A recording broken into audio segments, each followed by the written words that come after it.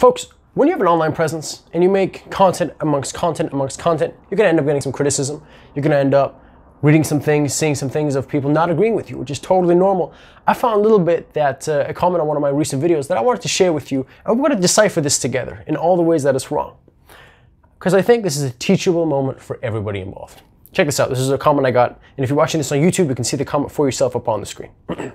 And I quote, "OMG, I actually am dumbfounded at this video." This was about a podcast I made probably 2, 3, 4 episodes ago. It was about gender norms and all that stuff.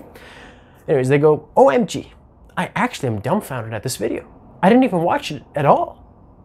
But I know you took Sociology 100. Let me read that again for you. "I didn't even watch it all. But I know you took Sociology 100. Clearly, you learned absolutely nothing. LOL, ... WTF, ... I think you should retake your classes. ... I should send this to blank. LMAO. All right, folks, so let's break this down together. Now, mind you, I get way more positivity than I do get negativity. It's about like 9-to-1 ratio. But this is a really, really important teachable moment, and let's walk through this. So first of all, I have taken the courtesy of taking out this individual's name because I think that everybody's entitled to their opinions, and I think I am a huge believer in, oh my God, I don't attack the individual, as you know. I do not attack the individual, I attack the idea. I got nothing against this person, absolutely zero. We're all good, but it's this idea and it's this theory that I have a problem with. Let's talk about it. So here's what the person starts off with saying. "OMG, I actually am dumbfounded at this video." Okay, so this video took me by surprise. I'm following you. "I didn't even watch it all." Here's my first problem. So if you want to comment on someone's post, the least you could do is look at the full story. So folks, I'm actually a life coach and I do coaching sessions. I've never done this before, but I could coach you on how to write a proper comment. Like, I really could. And you know, if anyone's interested, you can definitely sign up. It doesn't cost you too much. And I can teach you how to give a proper comment, not attacking the individual, but with serious points and being specific. So first part is, I didn't even watch it. So at this point, I'm going, great. You saw the thumbnail, you saw a minute or two, and now you're making a comment. That'd be like me and you debating on a movie that only one of us has seen. And you keep saying, "Daniel, it's an amazing movie." I'm going, what are you talking about? I saw that it's not good. And you go, "No, the 5 minutes just didn't make sense in the beginning." I mean, well, did you see the climax in the middle? Like, "No, I didn't watch that part." Well, did you see the ending? Did you see how the character arcs and it all came together and there was foreshadowing in the intro, but you don't know that, right? You only figured that out and they go, "No, I didn't see that part." Well, how can we have any sort of a discussion if you didn't even do your due diligence and watch the video? Folks, that episode is about 34 minutes long. 34 minutes long. She said, "I didn't even watch it all." So I'm now thinking, well, how much of it did you actually watch? So the rest of this comment I know isn't going to be super great. It goes, "But I know you took Sociology 100. Now, I don't know if this has to be probably like a classmate of mine, someone that I saw, not someone that I know personally, but someone that I know of. Clearly, you learned absolutely nothing. LOL. Okay, so oh my God, okay. Here's what's really hilarious. If this person listened past the 5-minute mark of that episode about gender norms or whatever, at the 5-minute mark, I literally say, you can go back and listen to it right now, I swear to God, I literally say, don't ever attack the person that is weak, that is, it's biased, it's unclassy, it's unethical, plus your argument just flops on his head. Because, okay, let's say you attack me, but the idea is still here. Some other schmuck is gonna come sit in my chair, he's gonna say the same things that I'm saying, right? You don't wanna take me out, you wanna take out the idea, so I'm worried that this person didn't even make it to the 5-minute mark out of the 34 minutes of that episode, and that's a little worrying. Say your opinions. I believe in opinions. I believe in disagreeing. This is not a hater by any means, right? This is someone who's just sharing their criticisms of some of my ideas, or of me in this scenario. But the fact that you didn't even watch the whole thing, not even 50%, not even 70% of the thing, I mean, again, and I'm imagining just going off based off what this person said. I mean, it's tough. So then they go, "Clearly you learned absolutely nothing, LOL. Okay, now this tells me something else. So this person says, "I know you were in a sociology class," which is correct. For people who know, I'm a psychology student. I do something which very few people do. I go, "You know what, man? I love psychology. This is my world. But it would be a shame if I didn't take courses in other departments. Because when we want to study the mind and why we are who we are, it's not just our genetics. There's other components involved. Is there evolutionary aspects? Absolutely. Let me go take a class on evolutionary biology. Are there societal components involved to who I am and why I am the way that? Absolutely. So I have taken a handful of sociology classes for that very matter. Now this person goes, clearly you learned absolutely nothing. Now you concur because I disagree with those thoughts. I must have learned nothing. Like I must have just gone in there and I just don't understand, right? That's your takeaway. He did not understand. So you completely disqualify, well, what if I was in those classes and I didn't agree with those theories? God forbid I was in the classroom and there were certain things that I heard that I didn't agree with. Because in your world, there's only two things that can happen. Either you're in there and you learn everything and you talk a certain way, or you don't learn anything. Because you can't possibly disagree with a professor because the professor is always right, right? I'm assuming you haven't heard the episode where I said the professor made that example with me, saying like, hey, if you hold a door for a girl, it's because you're checking out her ass. Doesn't matter if that's your mother or your cousin or your sister. Hey, if you're a man, like this is, you have this power play, you use that over people. You're probably sexist, but you're sexist subconsciously. So there's no way for you to know. You obviously didn't hear those episodes. Anyways, clearly you learned absolutely nothing, lol. WTF, I think you should retake your courses. Once again, you're looking at, well, the material that was taught was obviously right, unequivocally, absolutely right. So you must be the problem. You must not understand, and you should retake those courses. I should send this to, puts the professor's name, LMAO. All right, man, that was a lot. So there were a lot of problems with this one, right? First and foremost, again, it's if you're ever going to criticize anything, folks, my recommendation, these are some free coaching tips. I know I should be getting money for this stuff, but I'm a nice person, so I'm going to give you these for free. If you're going to challenge anyone on anything, please watch everything. If I'm going to critique a paper, I have read the paper. If I was to only read the introduction of a 10, 15-page paper and criticize it based on that, I'd be embarrassed to submit that. I would be embarrassed to put that up. Now, mind you, this person has deleted this comment. So, again, you've deleted the comment. That's why I've taken out your name. See how courtesy works? You do something and I do something. But, so just keep that in mind, right? Secondly, you go after me. Why me? Why me? Okay, you go after, it's the idea, my friend. You want to go after the idea. That's what you want to go after, not the individual. Come on, which I said this 5 minutes in on that same episode, which means you didn't make it past the 5-minute mark. Now, the later part is like you just assuming that I learned nothing. Like you must learn absolutely nothing. This puts me in a weird position because it goes, well, this is your mindset. It's everything that I know about sociology is right. So if someone's disagreeing with me, you have to be wrong. Let me ask you this. How do you know you're right? How do you know? What's the difference between knowing you're right and thinking you're right? There's a difference. You can think you're right, but you can be wrong. But how do you know you're right? If I say, this is a table, you'll see, and yep, this is a table, and someone else will, yep, this is a table, that is a fact. But if you're in a class where you have theories, and theories, what are theories? It's this idea that is meant to encapsulate what we are seeing or what is in front of us. And there are definitely arguments for it. And if you look in certain places, you will find arguments for it. But if you look in other places, you will find arguments against it. A theory is not a fact. That is why it is a theory.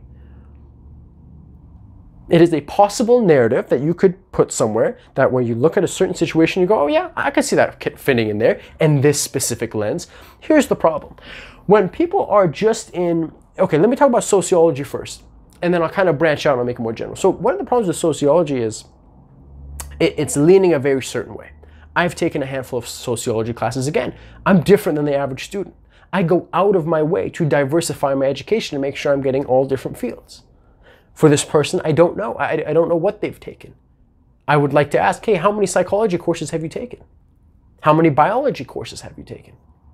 I don't know, right? My hope is for this person who commented and for anybody else listening, please try to diversify your classes. If all you're taking are sociology classes and gender studies classes, I don't know, I feel like you're tunnel visioning, aren't you? Don't you feel like you would have a better understanding if, don't get me wrong, your major could be gender studies, if that's what spins your wheels. I like that, spins your wheels. That was nice. I used that for the first time. If that's what spins your wheels, but you don't think it's important to take a single course at least on evolutionary biology or a single course? You know what I mean? Like it's really important to have different perspectives. And unfortunately, when you're in sociology, I've taken a handful of classes to know this is the narrative. If you're a man, you are the devil. God forbid you're a straight man and you're white. Oh my God. Oh, dude, you are the worst thing on planet Earth. Let's talk about toxic masculinity. Because being masculine is toxic. And in the context of sociology, for people who don't know, there's no such thing as toxic femininity.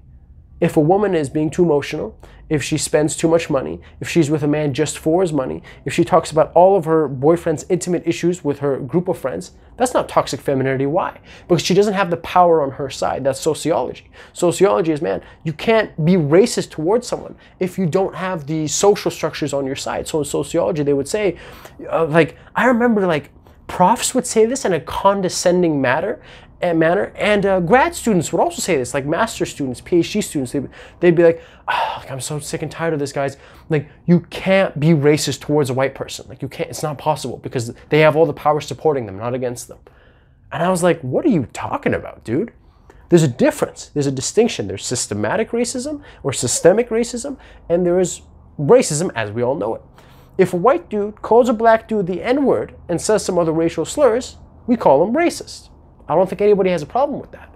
If a black dude or anyone, any minority comes out and says, I don't want to hang out with Tim, why? Because he's white. I don't hang out with white people, aren't invited to my parties.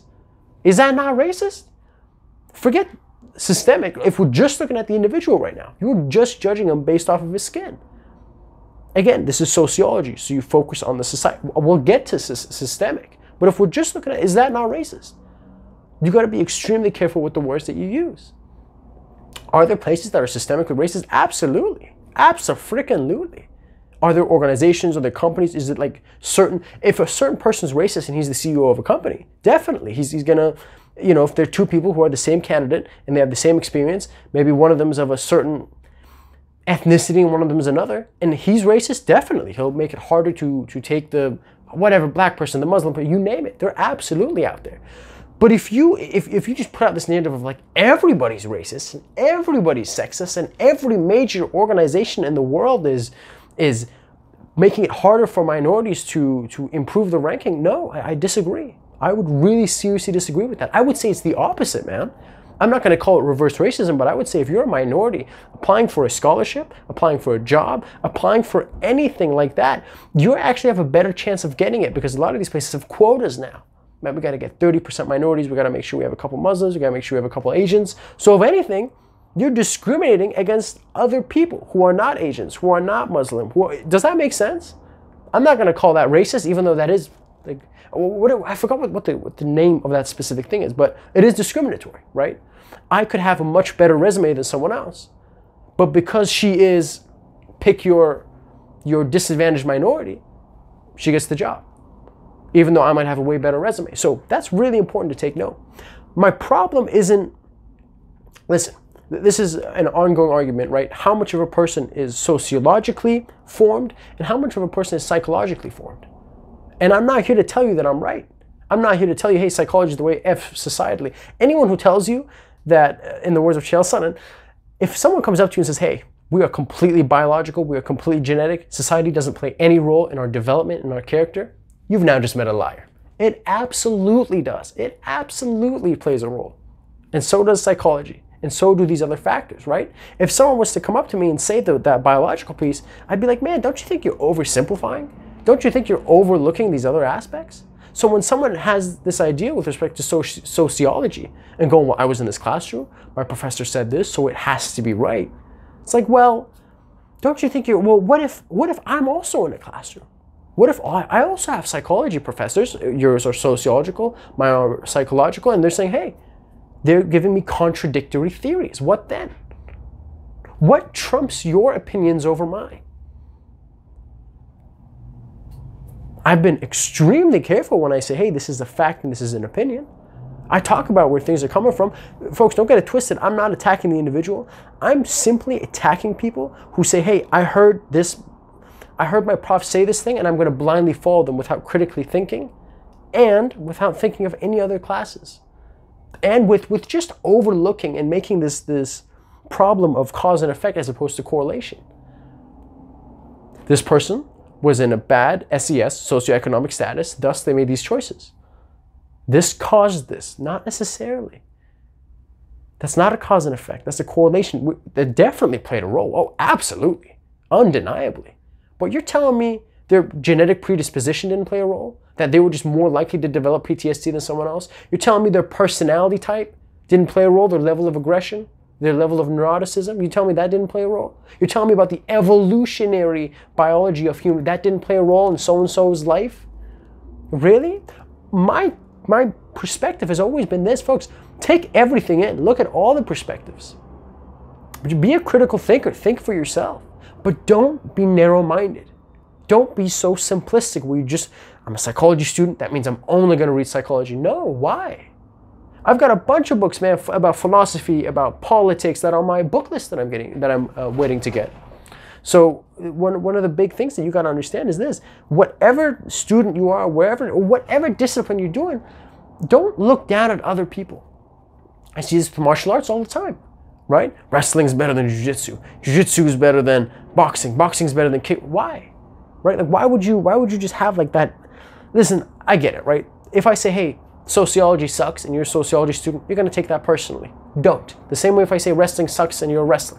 I get it, but just remember, it's never about the person, it's about the theory. Everybody thinks that they're right, and this person who commented, they obviously think that they're right. And they think that I'm wrong, otherwise they wouldn't have commented what they had commented. It's not your thoughts that I disagree with. I mean, it is, but it would be a waste of time to address your thoughts. Well, the real matter is your beliefs, because me and you are going to look at the same thing, and based on your beliefs, you're going to have a different conclusion, and I'm going to have a different conclusion. But you should never, ever blindly follow someone. If you're going to criticize someone, you better be specific about it so they know what the hell you're actually talking about. Again, don't attack the person, attack the idea. And by the way, dude, don't ever talk condescendingly to someone. Like, I don't know if I'm assuming you're just a sociology student. But even if you were a professor, if you had a PhD, 10, 15 years, like, there's no need to talk down to someone.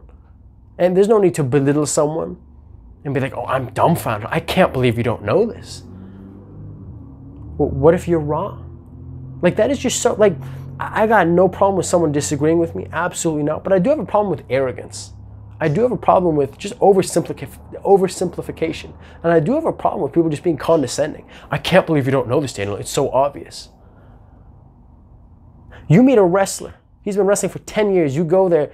The whole day he hits you with, I can't believe you don't know this. It's so obvious. Dude, you've been wrestling for 10 goddamn years. I do not understand. Of course it's obvious to you. Why would it be obvious to me? But in this context, when the person is saying, I can't believe it's not obvious to you, you're speaking about theories, not facts. There is a difference. Yours is not proven. It has a lot of evidence that you can find supporting it, but I can find just as much evidence contradicting it. So you being surprised that I don't think the same way as you, that automatically means that I'm wrong. Like, isn't that funny? And this not this person, it's the majority of people. I've done it too. If somebody disagrees with you, the initial thought is like, well, you must be wrong then. Because I'm not wrong. You must be wrong. Folks, just take a minute, and I do this too, 100%. I'm coming clean. I've been in situations where I have a belief, and I get into a discussion with someone, and immediately I think that they're wrong. And it's not until 2, 3, 5 minutes, and I go, wait a minute, they're making a couple good points. Am I wrong about this? Damn, I really could be. You know what? Let me do some research, and let me look into this. I might be wrong about this, right? And that is so beautiful because you don't attach yourself to that idea, right? You make a firm distinction. This is me. This is my belief. I will not die on a hill for this belief. If this belief is wrong, so be it. But I want to be right. Not the belief. This theory can be wrong. That's okay. If anything, thank you for having this discussion with me because this belief was wrong. You stirred some new thinking. Because of this, I went, did some research, and I found that, yeah, you know what, dude, you were right. Or I went and did some research and I found, no, I found some more evidence supporting what I was saying earlier. So it's not the ideas, right? It's, hey man, what is true? Let me say it this way because I don't want to confuse you. It's not about proving a point and boosting my ego. It's about figuring out what is true. So the only thing I don't appreciate is just the condescending manner and the arrogance. I don't like that, folks. If you're ever going to correct someone, or if you ever, even if you think a person's wrong, 99% of the time, there's no need to be arrogant about it. There's no need to go, oh my God, I can't believe you don't know this. Like, because if you're wrong, it's going to make you seem really, really not good. If you're going to call someone out, call them out. You better be specific. You better have evidence to back it up. You better be confident in what you're saying. And you better stand your ground. And not emotionally. I don't care how it made you feel. I care about the logic. And if there's no logic, I want you to take a big breath. Think about it. This might not be a discussion that you want to go into. Mind you, you said discussion, not argument. I want to say discussion because I argue. Emotions have no place for a logical discussion. It's about logic and it's about the facts. So, I think this was an awesome comment. Like I said, this person did end up removing it, but I think this is a really, really important lesson for anyone who's doing anything, who's studying anything. Just be open-minded, right? If you're just a biology student, I would definitely recommend taking a sociology course. If you're just if you've just done boxing for 5-10 years, I would definitely recommend doing some grappling courses. Folks, do you understand what I mean? I'm still speaking English, aren't I? Right? I never say, guys, I'm right, this is positively, unequivocally the answer. But what I always say is to be a critical thinker. I always distinguish, this is the fact, this is my own opinion. But you decide whatever you want to decide. And if you agree with me, great. If you disagree with me, great. But for future notice, if anybody ever wants to call me out, you better be specific about it. And don't bother talking about me because I don't take anything personally. So you better be specific about what you're calling out. You better have some evidence to stand your ground. Because then people will take you more seriously. And for frick's sakes, read the whole goddamn thing. Watch the whole video. Not just the first 2-3 minutes and then you start yapping away. No matter what you are, no matter how old you are, no matter where you are in life, and I know this gets harder the older you are, when you're 40, when you're 50, when you're 60, when you're a PhD, when you're a medical doctor, it's harder to have this thought of, what are the odds that I'm wrong? What are the odds that I'm wrong about this? And I'm not saying you should always think that because then you'll be naive and you'll believe everything that everyone says. Not at all. But at times, it's really important to have that. In a discussion, just think to yourself, what are the chances? Maybe this kid knows something I don't know. Stand your ground. Stand your ground. Fight for what you believe in. But don't blindly listen to anyone. Not me, not a professor. Take it with a grain of salt and carry on. Anyways, that's all I had to say for this one. If you enjoyed, and if anyone else wants to, call me out or say other things, be my guest. Go for it. This is actually a really good learning experience for myself and for everybody else listening. So thank you for watching on YouTube, subscribing, and watching on Apple, iTunes, Spotify, all that other good stuff. As always, this has been the Daniel Teaches Experience. Take care of yourselves. Bye-bye.